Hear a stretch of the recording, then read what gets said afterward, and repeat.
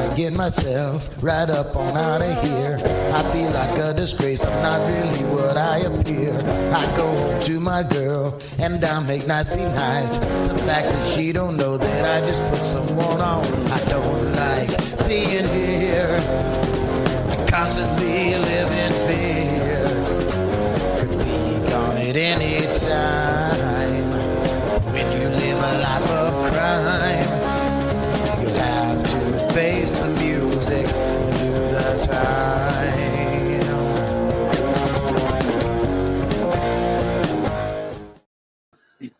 Welcome everyone to Mayhem Tainment. This is episode 44, and I am alongside Matt Huehn, who is the recently elected or selected MidWest AllStar Wrestling's Fan of the Year. Matt, welcome to Mayhem Tainment. Thank you for having me.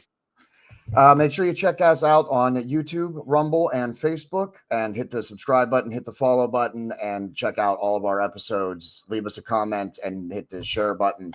And please make sure you go check out our website. We're getting more and more content up there every day, and we will be soon having written articles featured on there, and that's www.mayhemmediaproductions.com. And of course, the storefront, bonfire.com/store/Mayhem Media Shop. The Halloween apparel is still up there for just a couple more days, but that'll be going away soon. So grab one now while you can. Matt, so you were selected MidWest AllStar Wrestling's Fan of the Year. How does one achieve such a feat? Honestly, I have no idea how I got chosen, but I was out getting food from ODB's food truck when my buddy came out. It's like, dude, get in there. I'm like, who's wrestling? He goes, you're on. I'm like, me, I'm wrestling. And he's like, no, you're selected Fan of the Year. Get in there. I'm like, okay. So I ran in there and made this weird, funny entrance. They're like, where is he? And I came right through the crowd, just dived right into the ring, and I was like, hi. Nice. So, I mean, you said you didn't know how you were selected, but what have you been doing? You've obviously been doing something, or showing up at the shows, or you've had to have been doing something that they recognized you as. We go to most of the shows. A couple of them we don't go to because one of them's up by the Canadian border. Man, that's a little hike there. Let's wait off on that one. So do you is that all you do then? Did you just attend the shows, or attend the shows? I do ring crew, help out with the sound with my buddy and stuff, whatever they need me for. So you give your time to them a little bit too. You're not just a fan and do fandom, but you're a fan who also gives them a hand when they need a hand. Yep, exactly. That's excellent. That's when you're, especially with independent wrestling companies, when they're trying to start out and make some. Not that MidWest AllStar Wrestling is trying to start out, but they're not on TV. They don't have a TV deal. That's what I mean by they're an indie company. Right. So it's great to have those and to be able to help them. That's what they need. If you want that kind of wrestling, then you do. They really could use that help. So I think that's great. Absolutely. So what do you like about MAW? Can I call it MAW, or should we stick with MidWest AllStar Wrestling? Well, the shortened version they usually do is MAW, so that'd be a little easier. We can go MAW to whatever one. Good. So I'm the only one in America that calls it MAW. Now that I know that, I'll stop doing it. It's all good. I think that's a good shortened name too, to be honest. Yeah. But so who do you like in MAW? Do you have a favorite wrestler? Most of these names, not much people are going to. Well, they might know it. Rampage Santana. And even if they don't know it, who cares? You're giving some indie wrestlers some name drops here and exposing them to a larger audience. That's true. Paul Verk is another good one. Even in Discover Pro, he's a heel in most other companies, but he's a face there. So it's kind of interesting to cheer him there, boo him over here. Gotcha. The System's another one. What's up? Playing a little double role. He is. Pretty much. Yep. Yeah, that's interesting. The System's another one. His newly wife, Macaulay Rose, another one too. That's good. They bring in some other celebrities too, like big names. They brought in Greg the Hammer one time, Jimmy Hart, Devon Dudley, just to name a few of those they brought in. So yeah, I've seen them on that. Go follow them on Facebook, MidWest AllStar Wrestling. Don't search MAW, you won't find them. You search MidWest AllStar Wrestling, and follow them on Facebook. Tell them Mayhem sent you. If you haven't yet. So do you know who the current champion is? was JDX, but now Verk won it at Grand Slam. So at Grand Slam, and that was what just this past month in October. Yep, that's like their WrestleMania, pretty much. Okay. Yeah, they did a lot of promoting and hyping for that. I noticed. I was like, it showed up in my feed quite a lot. So I was like, man, this must be one of their big shows or something. Yep. That I'm seeing it frequently. I think that and Walmart Mania is the two big ones, I think, if I remember correctly. Okay. And what kind of what championships? Because I'm in Pennsylvania. MidWest AllStar Wrestling takes place. Where do they normally operate out of? Minnesota, sometimes in Wisconsin, mainly those two states. Minnesota and Wisconsin. So that's pretty far away from me. I'm not likely going to be making it to a show unless they expand to, the East Coast here. Right. So what kind of belts do they feature on that, or what kind of matches do you normally get on a card? Oh, I think we might have lost you. Oh, there I am. Yep, I'm back. No problem. Well, basically what they do is they have the tag team championships. They have the women championship. Okay.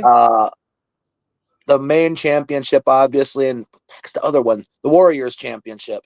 So is the Warriors championship like the secondary title? I don't like to say secondary title, but yeah, I would say it's basically their intercontinental, really.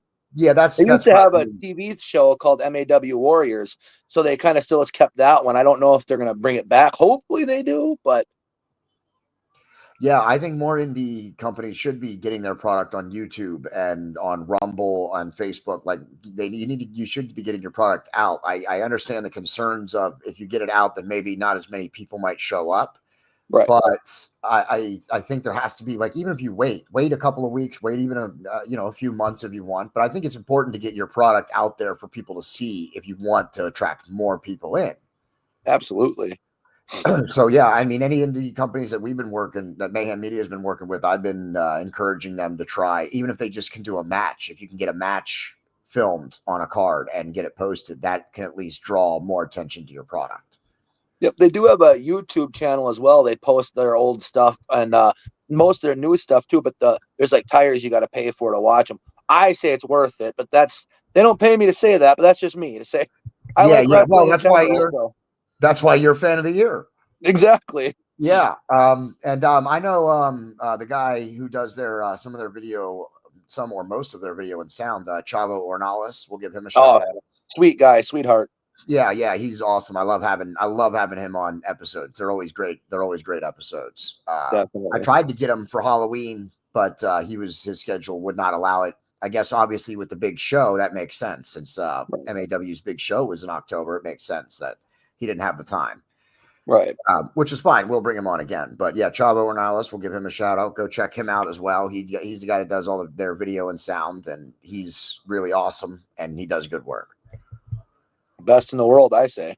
Yeah. What else would you want to talk about? What about MAW that maybe someone who's over here on the East Coast or something doesn't know? If they're out there in the Midwest, if they're visiting for relatives or whatever, why should they catch a show? The surprises are great. I would say expect the unexpected, like every place. Expect the unexpected. You won't know what's gonna. Sometimes you're gonna be like, okay, you kind of figure, but then it's like a swerve sometimes. So not Swerve Strickland, but a swerve in general. So yeah, but yeah, it's a lot of fun. They let you yell at the wrestlers as long as you keep it PG. But yeah, and I would hope they don't let you throw things in the ring. No, definitely not. If you do, that's an automatic boot out. Yes, that's something that I want to make sure all fans. Yeah, I don't care if you're in AEW or WWE or MAW or any other local organization. Don't throw things in the ring.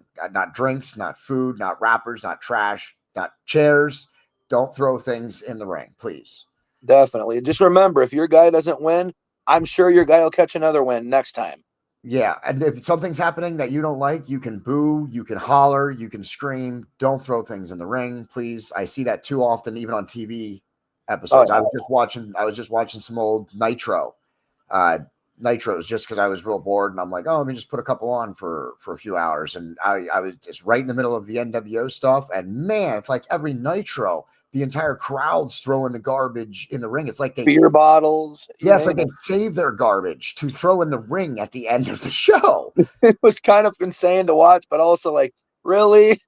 Yeah, like I love the chaos of it. Like I loved how they ended those shows, but throwing stuff in the ring, I've never been down for that. I think it's disrespectful. Right. There was one beer bottle on that one episode that was like that close to hitting Hogan. If you'd seen that one, Well, almost got him right in the head. He had to move. I wouldn't have had a problem with that. No, of course, we don't want anybody getting hit by bottles in the ring. Just because I'm not a Right. Hogan fan doesn't mean he should be getting hitting the head with bottles in the ring. That's why I'm saying no, don't be throwing stuff in the ring. It's not good. You're gonna hurt Right, somebody, exactly. and it's not gonna be appropriate. No. So let's switch it now to some pro wrestling a little bit. Then, who's your favorite pro wrestler? Do you have a favorite company, or are you enjoying of all wrestling? Well, first thing I'm gonna get off the bat, I'm not the WWE versus AEW guy. I don't go and say, "Oh, this one's better, this one's better." They have different or better matches sometimes, yes, and different things better. But it's also like it's still. I look at it as pro wrestling. Everybody, there's more wrestling for everybody. It doesn't matter. But let's go with WWE. My favorite wrestler has to be either LA Knight, yeah, or Otis for sure. Okay, I don't think I'm too familiar with Otis. I do know who LA Knight is, but I Or the don't. Wyatt Six. I love that faction too. The Wyatt Six. Listen, let me just say I am not the biggest fan of WWE. Okay, I have never been the biggest fan of WWE. I'm not opposed to them. I don't think they should close down. I don't hate them. In fact, I think that they should stay around. More companies breeds more competition, makes better wrestling for everybody. Agreed, So 100%. just because I'm not a fan doesn't mean that I hate them or I want them to go away or any of that stuff. So I want to make sure that's clear. But I've never been the biggest WWE fan. Even back in the 90s, I was always a WCW guy. And I tried. I gave WWE a chance. I watched for a little while after WCW closed down. I'm just not a fan of some of the stuff of their product. I'm just not a fan of it. So I don't watch too much WWE. In fact, I had stopped watching wrestling until AEW came. It was like a year after they started. A buddy of mine was like, you got to watch AEW. He's like, I know you're not watching wrestling right now. He's like, you got to watch AEW. And that's what got me back into wrestling. And now I'm putting on WWE from time to time, just like I did before. But I've never been the biggest fan of WWE. So I don't watch it week to week or religiously or keep up with the storylines, as much. My biggest thing, I'm interested in the Wyatt Six. That's that's what's going to keep me going to the WWE network on Peacock at the moment, and checking out their old episodes and watching their new stuff is the Wyatt Six. That's what has my attention. Absolutely. In the WWE, because Bray Wyatt was crazy. He was a crazy, mad, amazing storyteller. Definitely. And I think that's one thing that I think the way he dove all in, Bray Wyatt, with his character and stuff is something that we don't get to see as much of today. Oh, definitely not. You don't get much of those dark characters anymore. Well, I mean, not even the dark characters, though. But I mean, think about it. I mean, except for, and I'm not counting about the bloodline. That's also a pretty nice, a really great storyline that they're also telling right now. Oh, but definitely. Seems like the wrestlers don't get into their characters as much sometimes these days as I think some people do. And that's what helps you get over. You got to buy in yourself on what you're portraying. If you're not going to believe yourself, who's going to believe you? Exactly. And Bray Wyatt, man, I never doubted him for a second when he was on camera in the ring. I mean, he was completely there. When he spoke, I shut up. Every time the lights, I swear. Yeah, every time the lights go out, because I'm going back through watching some of the old Bray Wyatt stuff. I just got through some of the NXT stuff when they just debuted on Raw, where I'm, going back through the original Wyatt family. So, when the lights go out, dude, it's like, okay, here we go. Like, something's going to happen when those lights go out.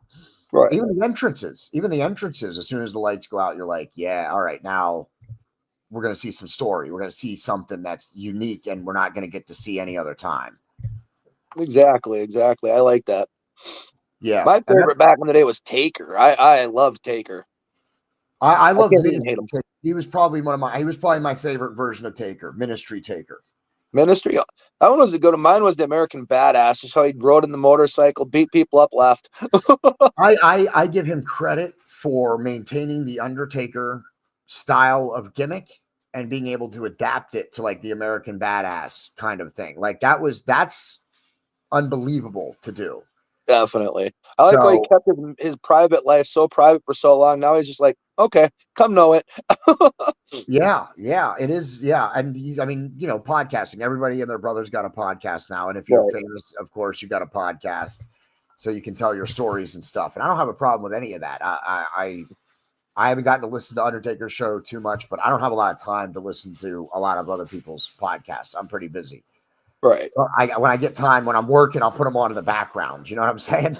Yep. So did you watch any WCW back in the 90s?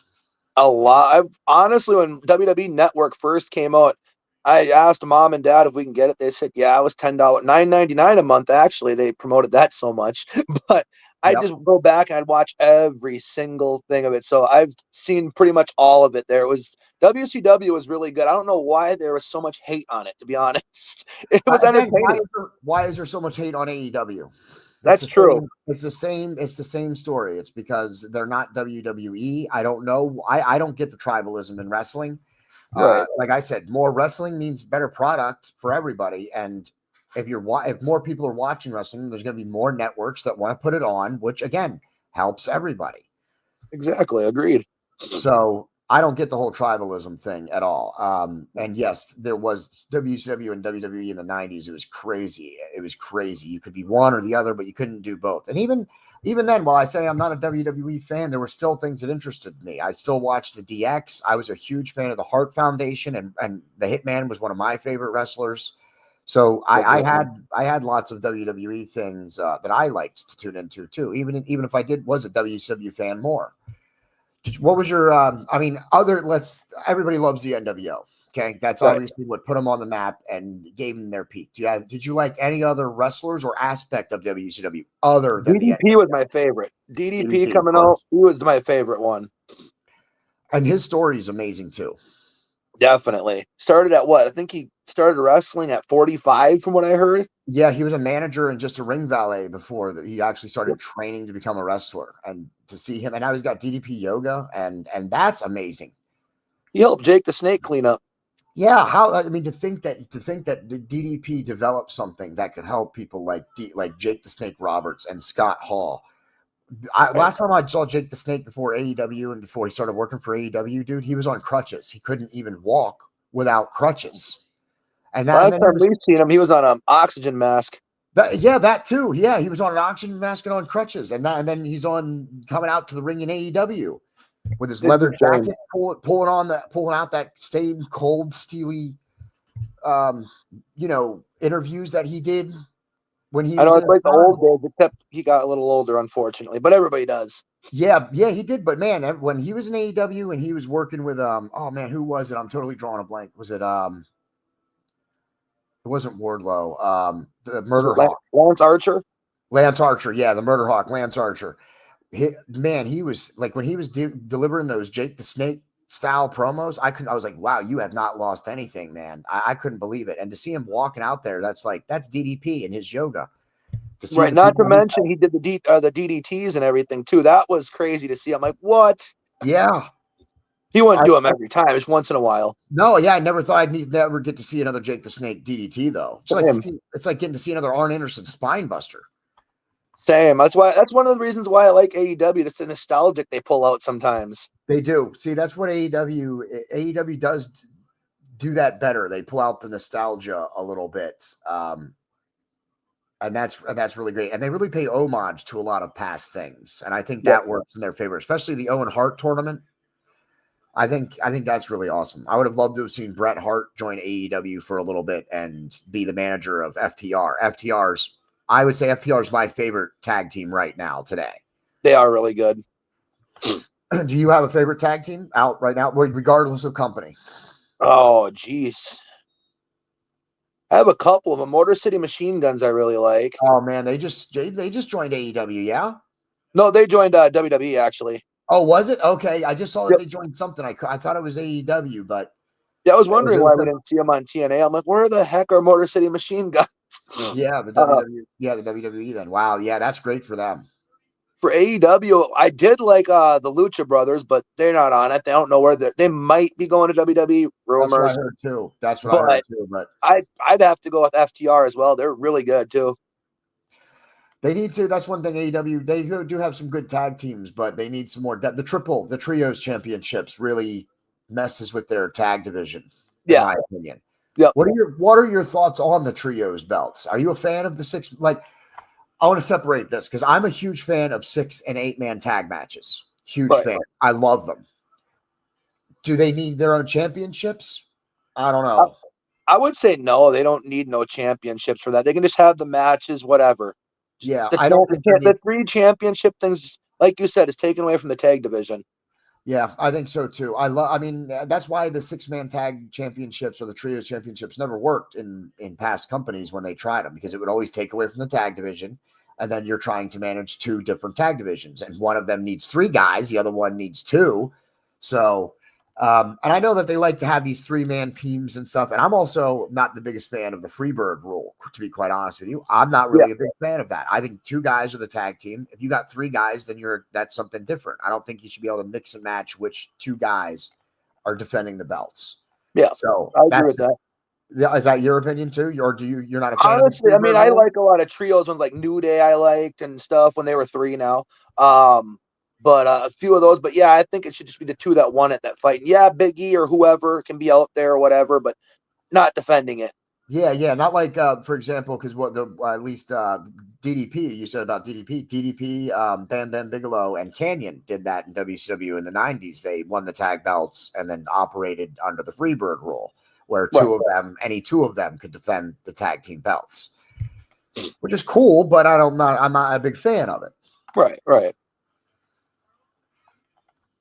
So let's stay on AEW for a moment. One of my opinions of AEW is that they potentially have too many belts. There's too many championships, especially because we also see Ring of Honor championships still defended on AEW television yet. What are your thoughts on that? I like a lot of championships, but AEW maybe has a little too many. They definitely need to chill on that. At this point, how many people they use on the week, they're going to put everybody on a championship. Then everybody's going to be like, okay, what am I fighting for? Yeah. Like, am I just fighting for fun or what? I mean, I already got a belt, so. Yeah. I mean, I think with the trios belts, the tag belts, then you got the TNT, the Intercontinental ripoff. What do they rename the International title, which went through a name change itself. And then they got other ones that I can't even think of right now. So I think they got too many belts. They have 2 trios championships. They have the 6-man tag thing from Ring of Honor and the trios itself. They don't need 2 of them, let alone 1. Yeah. Ring of Honor needs its own show. It needs its own network. It needs to have its own presence. So they have it on the Honor Club. They should have just kept it on there. Yeah.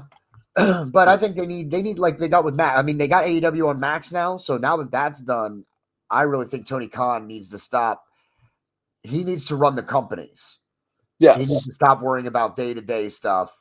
And he's got to run 2 companies. He's got to move out of the writer's room and out of the director's room and into the office and start managing both the shows. That's my opinion. Yeah, agreed. That's the only way I think that both Ring of Honor and AEW are going to be able to grow or sustain themselves if he actually starts managing the companies. Right. I'm hoping they put the pay-per-views on there. $50 a month is getting a lot.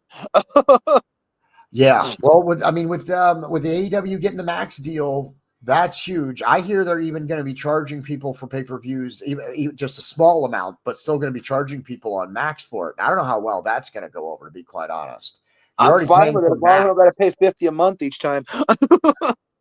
I mean, Max is like, depending on what you get, but you're spending $20-$30 for Max. No one's going to want to be spending $20 or $30 a month more for that pay-per-view too. Then you're paying $60 a month for AEW, and that's true. They got to bring. I think getting on Max is a great thing because they've needed that. Right now on TNT, there's no way to access their content unless you pay for Sling or some kind of basic cable or some kind of package that has TNT. And at least here in Pennsylvania, any way for me to get TNT is to get TNT is gonna run me at least $80 a month. That's ridiculous. Definitely, even with Hulu Live, it does. Yeah. And that's ridiculous just to try and get TNT just for TNT. Right. So they have to get on a streaming service. So I think Max is a huge deal for them. Definitely. I like it. I'm glad they're doing it. You can watch all the old stuff too. And WWE got the deal with Netflix. What are your thoughts? What do you think now? Are they leaving Peacock totally at this point? I Are hope they, not, but I do know one thing. I've seen the new logo, and I think the new logo for Raw kind of sucks. That's just me though. I haven't But seen. um, as for Netflix, I'm willing to give it a shot, and I hope you can watch things on demand because there's times when I'm not going to be able to watch live. Yeah, that's why I like the network, and that's my concern. If they're taking Raw to Netflix, are they moving everything? I wonder, is the whole network going to be taken off Peacock and go to Netflix, or is it going to stay on Peacock? I Because I read thought, 2020 something they're going to take it all off Peacock. I'm like, okay, is it going to be re-edited where it's actually fine and not like so it doesn't offend people, or is it going to be the same it is now, where it's cut out and you can tell it's like, oh, that part's missing. yeah, I agree. I don't like that, and I don't like that they're going to take it off Peacock. I think that's another mistake. Listen, you started the WWE Network, okay, and then you made the deal with Peacock to have your content and everything on there. And I get, yeah, Netflix now is going to give you a lot more money to do it, but I think at some point WWE's got to maybe even relaunch, put it back on their website or relaunch their own network. I think they're going to Definitely lose with that. out. I would love the network back. Yeah, I think they're going to lose out if they keep moving the network around and stuff. It took them forever. It took them almost a year to get all their content onto Peacock, like all Right. their extra shows and all the old shows and stuff. It took them a long time to get them on Peacock. So, and that's what I like. Without that, I don't know that I tune into WWE very little, much less than I do now. Right. What else would you like to talk about? Is there anything else? Your channel. Let's talk about your channel, your YouTube channel. He's on YouTube. Just search Matthew Huehn. His last name is spelled Huehn, just in case. So that way you can find it on YouTube and go hit Get a that pen and subscribe paper. button. It's a little complicated. Pen and paper, people. Yeah. He's definitely got a lot of followers. So hopefully, hopefully some of his fans will become our fans also. Absolutely. Go and subscribe. Go subscribe. He's good. Honestly, what I just do on there is just pretty much whatever pops into my head. I do a show like I call First Cuss of the Day. What the hell did I just buy? But and then when I go to wrestling shows, let's do the entrances and everything. I don't want to hold the camera through the whole show. So Yeah, so yeah, and I then get that. different songs and stuff when we go to concerts and stuff, whatever. Pretty much just random things. Yeah. Definitely go check him out. I didn't even know he had a YouTube channel until tonight, so I have not gotten to check out anything on his channel yet, but go check it out and leave a comment. Tell him that Mayhem Media sent you. Yes. And I guess that's probably about it, unless there's anything else you wanted to talk about or anything. No, I don't have anything off the top of my head. We're going to give Crander Q a shout out, an extra shout out, because The squared circle. yes, Friends of the Square Circle. Go check him out on Facebook. We're going to give him a shout out because he sent Matthew Huehn to me. So we're glad to do this episode. And he's been real busy lately, but go subscribe to his Facebook and his YouTube, because even if he's a little light on the content right now, he'll be back, and he has a lot of content. So if you're new to his channel, you can definitely go watch any of his episodes. Not many or any of his episodes really are time sensitive. So you can go back and watch anything in his library. It doesn't matter how old it is. Really. That's the better beard over there. That's what he is. He's got the better beard. I am the guy with a smaller beard who does not take any kind of manliness or insult to my manhood based on its length. And therefore, I like keeping mine where it is. Also, it's a fire hazard if it gets any longer. It's true. I like it, by the way, though. Thank you. But yes, I did try and grow. My plan was initially, when I first started growing a beard a couple years ago, was to grow at least a little bit longer beard. Maybe not like yours, but a little bit longer. Until I had a fireball in my face one day, and that was the end. Now it stays short. Dang, yeah, I don't blame you. Yeah, now it stays short. You lean over the wrong open flame, and that's it. Yep.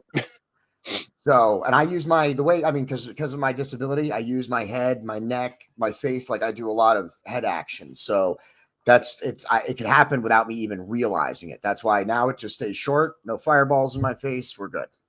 Perfect. And let's give a shout out WFU. They got a new show coming up. I don't have the graphic loaded into the studio yet. Dysfunction is coming up in January. We're gonna be adding. I'll be hopefully making some more promo videos for them. They're gonna have a Royal Rumble. That's what they asked me to do. They asked me to make a promo video for the Royal Rumble. So look for that. I hope to have that out by before Thanksgiving or just after Thanksgiving. Their shows in January. I think in Minneapolis too, if I'm not mistaken. Yes, I think so. I didn't get a chance to get the visual with all the dates and stuff in the studio yet, but I will make sure I do that. You can also check on our page. You can also follow them on Facebook, WFU. Just search Wrestling Fans United. Follow them on Facebook. Tell them that Mayhem Media sent you. And we already did this, but let's do it one more time. The website. I want to push the website. You don't have to go to our Rumble channel. You don't have to go to our YouTube channel. You don't even have to go to our Facebook channel soon. Soon, you can just go to www.mayhemmediaproductions.com. You'll be able to find all of our content available on the website, and we will also be having written articles very soon. And the storefront, bonfire.com/store/Mayhem Media Shop. Pick yourself up some apparel. We're working on new designs and some new stuff to post right now, including something for our good friend and colleague, the Last Outlaw, Jesse James. He's going to have his own Mayhem Media apparel. Connor Clarkson has his own. Grab some of that. Grab anything. Help support Mayhem Media and help us grow. Any money that we make off that goes right back into the show so that we can continue to grow it. Matt Huehn, thank you for being on. You're a great conversation, and let's see if we can't try and get you on another episode or something. Anytime, let me know. Yeah, like a topic, like a roundtable topic that we sometimes do. So we'll see if we can't get you on one of them. Be awesome. We have Christmas. We're not doing a Thanksgiving episode this year for Mayhem Media. I am planning. There is another episode in November, though. We are going to have on Simply Rick, who is the guy who wrestled Austin Diamond for the DPW title, and which Austin Diamond currently has the DPW championship. And so we're going to have Simply Rick on, who is his opponent in that. I reached out to him and I said, hey, we have Austin Diamond on. If you would like to come on to talk about your match and your ongoing issues with him, then you're free to do that. So look for that. We will have Simply Rick on in the next couple of weeks. I think in 2 weeks, I think he'll be on, or next week. In the next week or two, he's going to be on. But then we likely won't have anything else, at least no more Mayhem-tainment episodes until Christmas, until our Christmas episode. Look on the weekend of November 30th for us to do a live watch-along with the Last Outlaw, Jesse James. He's going to do a live watch-along for the Survivor Series, for WWE Survivor Series. So look for us. Tune into our channels on November 30th and look for our live watch-along for Survivor Series. And on November 29th, the day before, that Friday night, look for our prediction show to discuss what Survivor Series might be. We'll have the Wolfman on and the one and only Connor Clarkson. They'll be doing the prediction show and making some predictions. Saturday night, we'll find out if their predictions were accurate with Jesse James on the live watch-along. And then in Christmas, look for us at Christmas time. And stay tuned to the website. Sorry, that was a lot, but, we had to get the information out there. It's all good. Until next time, for Matthew Huehn, I am your host, JD, and that's the end. Take her easy.